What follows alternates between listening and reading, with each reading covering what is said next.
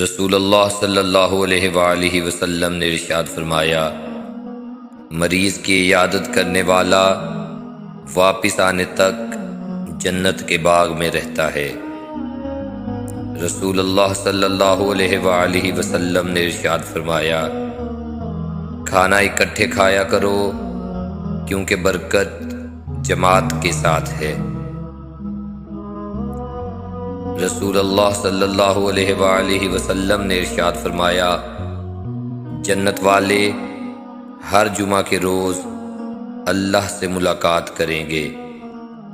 رسول اللہ صلی اللہ علیہ وآلہ وسلم نے ارشاد فرمایا، جب تو بیمار کے پاس جائے تو اس سے اپنے لیے دعا کی طلب کر۔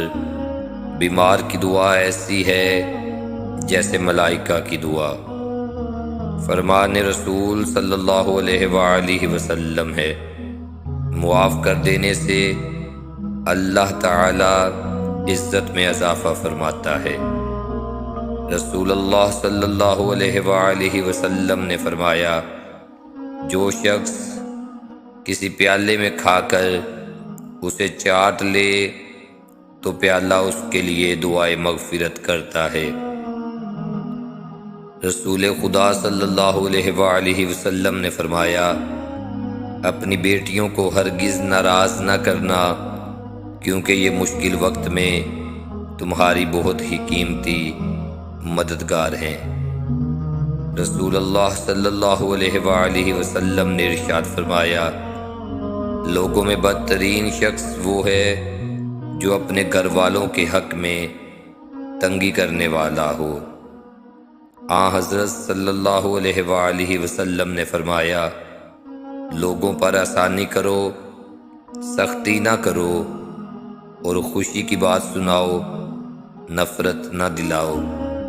رسول اللہ صلی اللہ علیہ وآلہ وسلم نے ارشاد فرمایا، اپنی نیت کو ہر کھوٹ سے پاک رکھو، جو عمل کرو صرف اللہ کی خوشنودی کے لیے کرو تو تھوڑا عمل بھی تمہاری نجات کے لیے کافی ہوگا۔ رسول اللہ صلی اللہ علیہ وآلہ وسلم نے ارشاد فرمایا، جو آدمی خونی رشتوں سے قطع تعلق کر لے وہ جنت میں داخل نہ ہوگا۔ رسول اللہ صلی اللہ علیہ وآلہ وسلم نے ارشاد فرمایا، جو کوئی کسی کا قصور معاف نہیں کرتا تو اللہ تعالی بھی اس کا قصور معاف نہیں کرے گا۔ رسول اللہ صلی اللہ علیہ وآلہ وسلم نے ارشاد فرمایا، آزمائش جتنی سخت ہوتی ہے اس کا بدلہ بھی اتنا ہی بڑا ملتا ہے۔ رسول اللہ صلی اللہ علیہ وآلہ وسلم نے ارشاد فرمایا، میں نے جنت میں جھانک کر دیکھا تو مجھے اہل جنت میں زیادہ تعداد غریبوں کی نظر آئی۔